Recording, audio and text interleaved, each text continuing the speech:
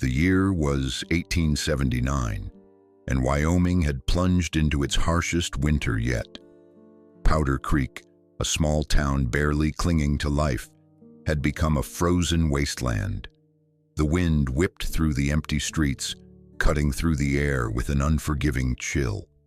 Snow fell relentlessly, piling up in thick drifts, turning the town into a silent, snow-covered ghost town. Inside her small cabin on the outskirts of town, Edith Mayburn huddled close to the warmth of her fire. The tiny stove crackled and popped, the only comfort in a world that felt as cold as the wilderness outside. She had lived in this cabin for years now, ever since she left the orphanage at 18, with nothing but the skills she'd learned in the kitchen to keep her going. But no matter how hard she tried, it was never enough. Her large frame and plain appearance set her apart in a town where beauty was prized. Edith wasn't beautiful in the conventional sense. She was the fat girl, the one they whispered about behind her back. The other women in town were slender and graceful. They had husbands and families. But Edith was different. She was alone, always alone. Her only solace came from her cooking. The act of preparing a meal gave her a sense of control, of purpose. It didn't matter that no one appreciated it. It didn't matter that she was often looked down upon. When she stood at the stove, chopping vegetables, stirring stews, baking bread, she felt like she mattered. It was the one place where she wasn't invisible, the one place where she could pour all of her love into something that didn't judge her. But even the warmth of the stove couldn't chase away the loneliness that gnawed at her. She could feed the town, but no one saw her for who she truly was. More than the fat girl in the corner, she longed for something more, something real. The thought of remaining invisible forever, of never being truly seen, was a burden she couldn't shake. Then, one morning, as the wind howled outside and snow piled high against the door, everything changed. 3 sharp knocks echoed through the quiet cabin. Edith froze. Who could be visiting her in this weather? The knock came again, louder this time. 3 hard raps that demanded attention. Edith wiped her flour-covered hands and moved cautiously to the door. She opened it, unsure of what awaited her on the other side. Standing there was a man, a rancher, tall and rugged, his face shadowed by the brim of his hat, his coat dusted with snow. "Are you Edith Mayburn?" he asked in a deep, steady voice, his eyes scanning the warmth of the cabin behind her. "Yes," she said, her voice shaky. "Can I help you?" "I'm Coulter Grady," he said. "I run Grady Ranch just west of here. Lost my cook. My men are hungry. I've heard you can cook. Can you help me out?" Edith blinked in disbelief. He wasn't here for bread or stew. He was offering her something far bigger than that. He wasn't judging her for her size. He didn't see her as just the fat girl. He saw her as someone capable of more. Her heart raced as the words left her lips. "I can cook." The rancher's unexpected visit. Coulter Grady, the rancher standing on Edith's doorstep, wasn't exactly what she expected. The moment he spoke, something in his voice made her believe that he wasn't just another person trying to find a temporary solution to a problem. He wasn't here to make her feel small or insignificant. He was here because he truly needed her help. "Are you sure?" Edith asked, still hesitant. "You need someone to cook for your whole ranch?" "I do," he replied simply, the cold wind whipping around them, making Edith step back into the warmth of the cabin. "I run Grady Ranch. I've got 20 men out there. I lost my cook. She got sick. They're hungry, and I've heard you're the one who can feed them." His words stung, but in a way that felt good. Here was someone, a rancher no less, who needed her for something more than just making do. He didn't care about her appearance, her size, or how others saw her. He needed her to do the one thing she knew best: cook. Edith wasn't sure if she could live up to the task, but there was something about the way Coulter spoke. He wasn't offering her pity. There was no condescension in his voice, just a quiet, honest request, and that struck Edith in a way she didn't expect. "I don't know if I'm the right person for this," Edith said, stepping aside to let him into the cabin. "I've never cooked for 20 men before. It's just me here. I've cooked for a few people, but that's it." Coulter didn't bat an eye at her uncertainty. "You cook for yourself, don't you? You know what it takes. I need someone who can cook with heart and soul. I heard you know how to do that." Something about his words, about the way he wasn't backing down, made Edith's heart flutter. She had always thought she was invisible, that no one would ever see beyond her size. But here was a man, a rancher, standing before her, not asking her to change, not demanding anything other than her cooking. "I'll pay you for your time," he added, his voice quiet but firm. "First light tomorrow. If you're willing." Of course, Edith took a long breath. This was a chance, a real chance, not just to feed people, but to prove that she had something more to offer than just food. She wasn't sure what the future held, but for the first time in a long while, she felt like she was stepping into something important. "I'll be ready at first light," she said, her voice steady, and just like that, the course of her life had shifted. There was no turning back now. Edith's inner struggles and doubts. As the wagon bumped along the snow-covered road toward Grady Ranch, Edith felt her stomach churn with a mix of excitement and anxiety. She had agreed to go, yes, but now the reality of the situation was beginning to sink in. Cooking for 20 men. She had never cooked for a group that large before. Would they like it? Would they even eat it? What if they hated her food? What if they mocked her just like everyone else? The question swirled in her mind as she stared out at the snow-covered landscape. She hadn't expected to leave Powder Creek, but Coulter's offer had felt like a lifeline. She wasn't just going to cook, she was going to be seen.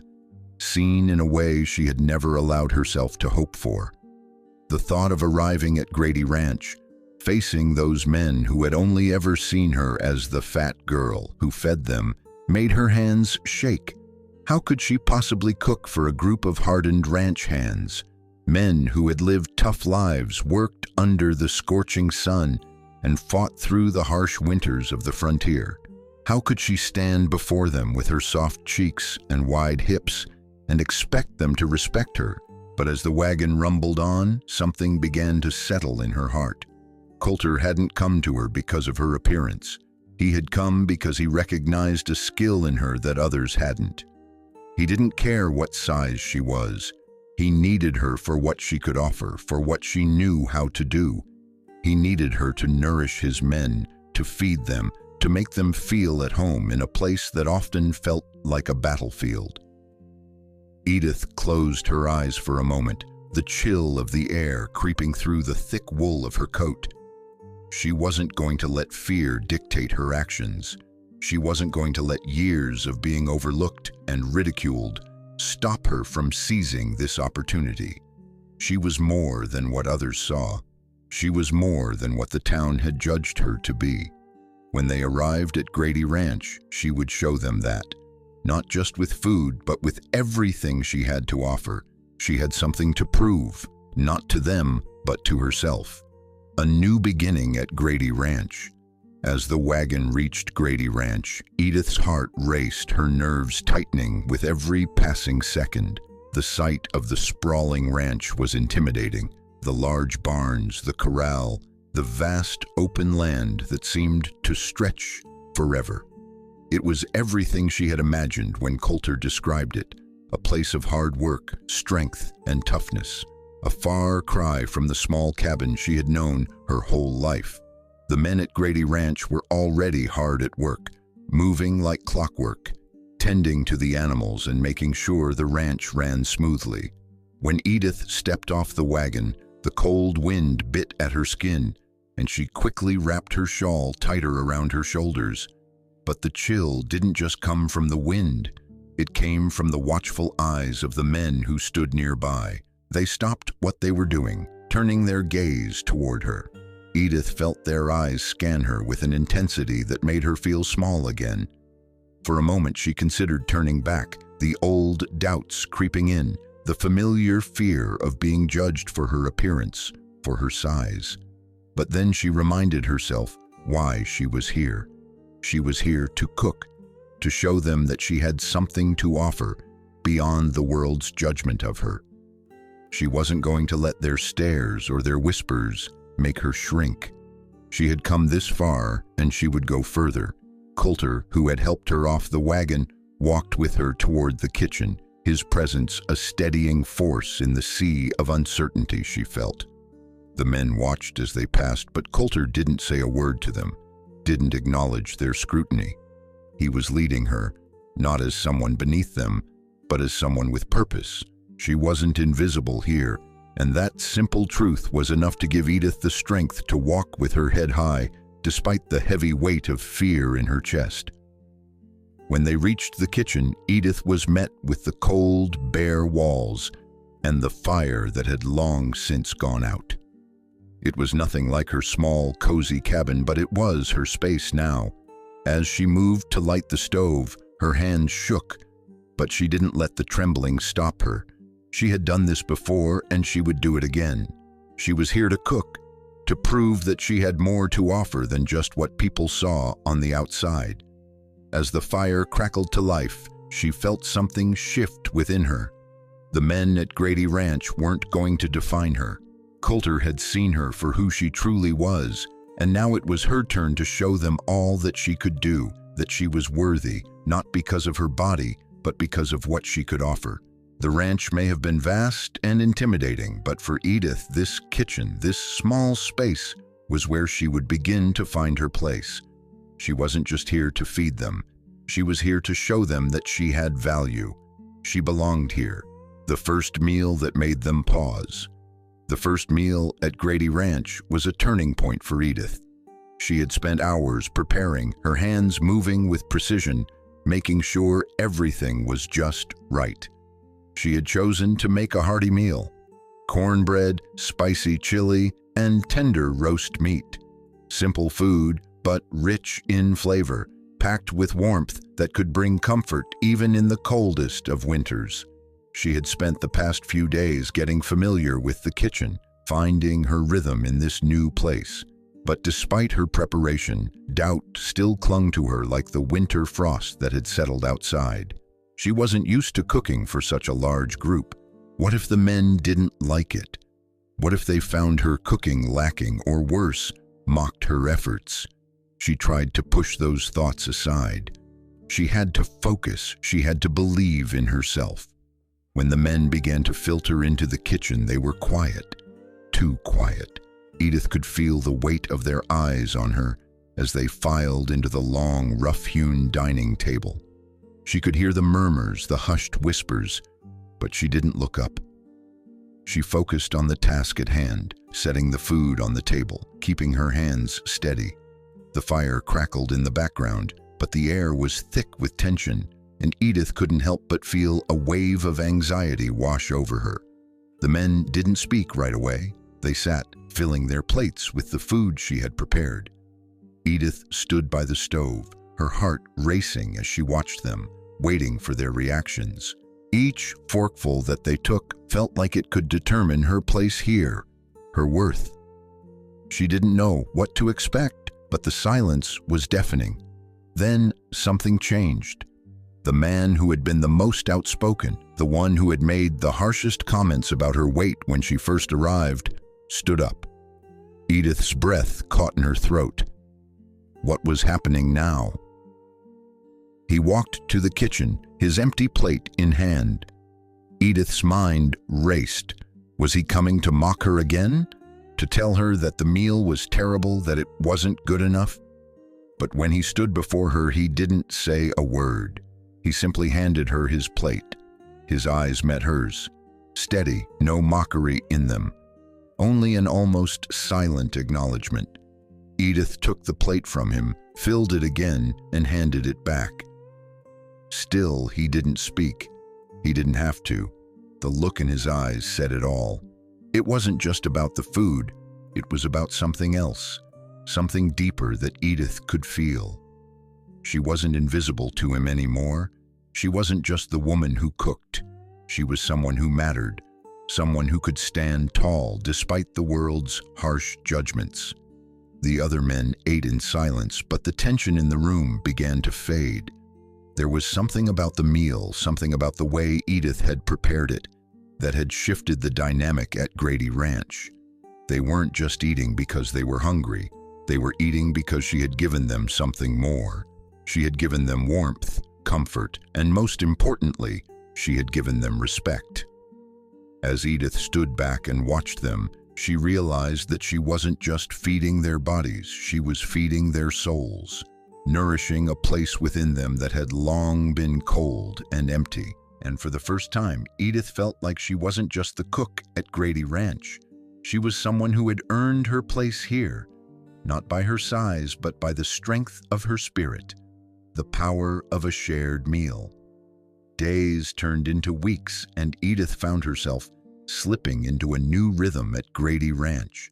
The kitchen had become her sanctuary. The stove crackled with warmth, the smell of freshly baked bread and stews filled the air, and the men who had once eyed her with suspicion now sat around the table, silently appreciating her meals. They still didn't talk much, but the silence wasn't as oppressive as it had been before. It had become a quiet kind of respect. Edith began to notice small changes. Jed, the lanky cowboy who was always too quick to speak, began to linger in the kitchen after meals. At first, it was awkward. He'd help with the dishes, but wouldn't say much. Now he would often ask if she needed help or simply sit quietly, observing her work. There were no words of thanks, but his presence was enough. Amos, the wiry man with the crooked nose, had stopped avoiding her eyes. Instead of making a quick exit after dinner, he now waited until everyone else had left and stayed behind to chat with Edith, albeit briefly. At first, their conversations were about food, about her cooking techniques or the ingredients she used, but gradually they began to touch on other subjects. He spoke of his childhood, his struggles, his past. Little by little, Edith learned the quiet stories of the men who worked the land, stories they had never shared before. The shift in the ranch's atmosphere was subtle, but it was undeniable. Edith wasn't just feeding them, she was connecting with them. In her quiet way, she had created a space where they could let their guards down, where the hardness of the frontier didn't have to rule every moment of their lives. The laughter that had once been absent began to trickle back into the evenings. It wasn't loud or boisterous, but it was genuine, an acknowledgement of the simple comforts they had all been longing for. And then there was Coulter. He continued to help in his quiet, unassuming way. Every night after dinner, he was the last to leave, always cleaning up the dishes with a quiet steadiness. It wasn't something Edith had asked him to do. It wasn't out of obligation. It was just something he did. She didn't need him to say much. His actions spoke louder than words ever could. The way he helped without question, the way he never made her feel less than, showed Edith something she hadn't realized she needed. His actions, his silent devotion, were a reminder that she wasn't invisible. She wasn't just there to serve food. She was seen and she was valued. Edith had always believed that her worth was tied to her cooking, to her ability to nourish others. But here at Grady Ranch, she was learning that her worth was not defined by her appearance or what others saw. She was more than the fat girl they whispered about. She was Edith, someone who mattered for who she was. The mockery and Caroline's return. Edith had begun to feel like a part of Grady Ranch. The men had stopped their teasing, the whispers had quieted, and for the first time in years, Edith felt like she belonged. Her meals were no longer just food, they had become a symbol of something deeper. She wasn't just the woman who fed the men, she was the heart of the ranch. But just as Edith had started to believe that she had found her place, the past came rushing back. Caroline Ash, Coulter's ex-wife, returned to town. Edith had heard the whispers in the town square, the rumors that Caroline was coming back. She had left years ago, taking up with a wealthy banker after Coulter had lost his cattle. Now she was back, looking as beautiful and poised as ever, like she had never been away. When Caroline arrived at Grady Ranch, Edith couldn't help but feel a pang of insecurity. Caroline was everything Edith wasn't: slender, graceful, and admired by everyone who met her. She was the woman Coulter had loved, the one who had walked away, leaving him behind. Edith could see it in her eyes, the way she sized up Edith as though she were a piece of furniture to be appraised.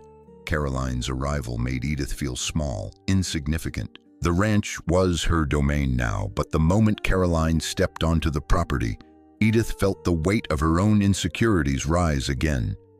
Caroline didn't even have to speak. Her presence was enough to remind Edith of everything she wasn't. But Caroline didn't stop there. She made her way into the kitchen where Edith was preparing dinner, her heels clicking against the wooden floor, her eyes scanning Edith from head to toe. "So this is who you've settled for," Caroline said, her voice dripping with disdain. "I suppose when a man's pride breaks, he reaches for comfort food." The words hit Edith like a punch to the stomach. She had spent years feeling like she wasn't good enough, and Caroline's cruelty brought all of those old feelings to the surface. It wasn't just the comment about her size. It was the fact that Caroline could still command attention, still make people look at her as if she were the one who deserved everything, and Edith was just a bystander. But Edith didn't run this time. She didn't shrink into the background or hide in shame. Caroline had made her feel small for years, but Edith wasn't that woman anymore. She wasn't the fat girl they whispered about in town. She was the woman who could cook a meal that brought the men together, the woman who had earned her place at Grady Ranch. Edith didn't respond to Caroline's insults. She simply stood tall, her hands steady as she worked. Coulter had already made it clear where his loyalty lay. Caroline was a reminder of the past, but Edith was the present. She had nothing to prove to Caroline. She had already proven everything to herself. Coulter's quiet devotion. As the days turned into weeks, Edith felt herself growing stronger. She no longer walked around the ranch with the heavy weight of judgment hanging over her. The men had stopped mocking her, and even the harsh winter winds felt less biting with each passing day. But it wasn't just the ranch hands who had changed. It was Coulter. His quiet devotion had never been more apparent than in the weeks following Caroline's return. Coulter didn't speak much, but his actions were louder than anything he could say. He wasn't just helping Edith with the work, he was showing her, through small gestures, that he valued her. After every meal, when the men had retreated to their duties, Coulter stayed behind. He didn't offer her pity or words of encouragement. He simply helped with the cleanup, his hands moving as steadily as his quiet presence beside her. Edith hadn't asked him to do it, but he did anyway. He washed the dishes, swept the floor, and made sure the fire was always stoked before he left. It wasn't grand, it wasn't romantic, but it was real. And for Edith, that was everything. No one had ever done this for her, not out of obligation, but out of care. Coulter wasn't just the ranch owner. He was someone who saw her for who she truly was, someone who didn't care about her size or appearance. He cared about the strength and the heart she brought to everything she did. One evening, after a particularly long day, Edith found herself exhausted, sitting by the fire. Coulter walked in, his hands still rough from the day's work. He didn't say anything at first, just stood there for a moment, watching her. Edith could feel his gaze on her, but it didn't make her uncomfortable. It made her feel something she hadn't allowed herself to feel in years. Seen. "You've done enough," he said quietly, his voice soft but firm. "Rest. I'll take care of the rest." Edith looked up at him, her heart swelling with gratitude. For the first time in her life, she realized that she didn't have to do everything on her own. Coulter had become her rock, the one who supported her without asking for anything in return. And for Edith, that was the truest form of love she had ever known. It wasn't grand or flashy. It wasn't about appearances. It was about quiet devotion, about someone standing by her side, showing her every day that she was worthy, not because of what she could do, but because of who she was. The unspoken confession. The days went by, and Edith's bond with Coulter deepened. It was no longer just about cooking meals for the men or managing the kitchen. It was about the silent moments shared between her and Coulter, when words weren't needed to communicate the respect, admiration, and growing affection they had for each other. One evening, after dinner had been served and the men had retreated for the night, Edith found herself alone in the kitchen. She was cleaning up the last of the dishes, her hands moving automatically as she lost herself in thought. The fire had burned low and the house was quiet. The only sound, the soft crackling of the embers. She felt a presence behind her, and when she turned, she found Coulter standing in the doorway, his gaze fixed on her. There was something in his eyes that she couldn't quite place, something deep, something tender. It wasn't just admiration, it was more than that. He stepped into the room, his footsteps steady. "Edith," he began, his voice low, soft. "I've been thinking." Edith set the dish down and turned to face him. Her heart began to race. She had no idea what he was about to say, but the air between them felt heavy with unspoken words. "I've spent so much of my life alone," Coulter continued, his eyes never leaving hers. "I never thought I'd find someone who saw me for more than just what I do, more than just the man who owns the ranch. But you've shown me a kind of strength I didn't know I was missing." Edith's breath caught in her throat. Was he confessing something? Her heart swelled with hope, but also with fear. Could she trust him? Could she believe that he truly saw her for who she was, not just the woman who fed him, but the woman beneath the surface? "I choose you," he said, his voice steady but filled with emotion. "I'm not asking for perfection. I don't care about the way you look or what the world says about you. I care about the way you've made this place feel like home. You've made me feel seen, Edith, in a way no one ever has." For a long moment, neither of them spoke. Edith's heart pounded in her chest, her thoughts racing. Coulter had always been steady, a man of few words, but in this moment, his sincerity was clear. He was offering her something real, something she had never allowed herself to believe was possible. She opened her mouth, but no words came out. All the years of self-doubt, of feeling invisible, of believing she wasn't worthy of love, rushed back to her. How could someone like Coulter, someone so strong and capable, choose her? She had spent so much time hiding, thinking that no one would ever look past her appearance to see the real her. But Coulter was looking at her now, and his gaze was filled with something she couldn't deny. He wasn't seeing her as a fat girl or as someone to be pitied. He was seeing her as a person, someone worth loving just as she was. "I don't know how to believe it," Edith whispered, her voice trembling with emotion. "I've spent so long thinking I wasn't worthy." "You don't need to know how to believe it," Coulter said, his voice soft but firm. "Just know that I choose you. And I always will." Tears welled up in Edith's eyes as she took a step toward him. For the first time, she allowed herself to believe, not just in Coulter's words, but in her own worth. She wasn't invisible anymore. She wasn't just someone who could cook. She was Edith, and she was enough. Coulter didn't say anything more. He simply pulled her into a quiet embrace, holding her close as they stood together in the soft glow of the firelight. And in that moment, Edith knew that love wasn't about being perfect. It was about being seen for who you truly are. And for the first time in her life, she felt like she was truly seen. A new life built together. A year passed since Edith first arrived at Grady Ranch. It had been a year of change, a year of growth, and a year of quiet but steady transformation. The ranch was no longer just a place where she cooked for the men. It had become her home. Grady Ranch wasn't just known for its cattle, it was now known for the warmth that Edith had brought into its heart.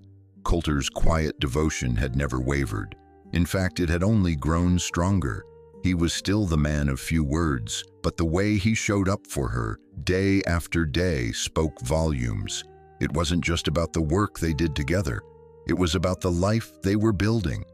One based on respect, love, and the quiet strength that had carried them both through the toughest of times. The ranch hands, too, had grown to respect Edith, not just for her cooking, but for the woman she had become. They no longer whispered behind her back or made jokes about her size. They had seen her for who she truly was, a woman of strength, resilience, and kindness. And in their eyes, she was more than just the cook. She was an integral part of Grady Ranch, someone who had earned her place through hard work and a heart that never gave up.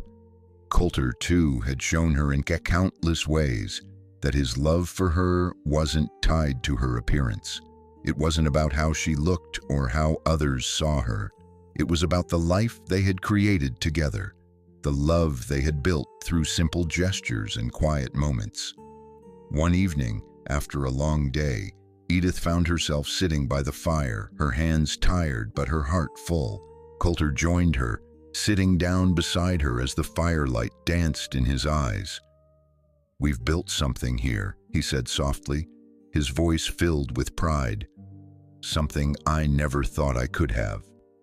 Something I never thought I deserved."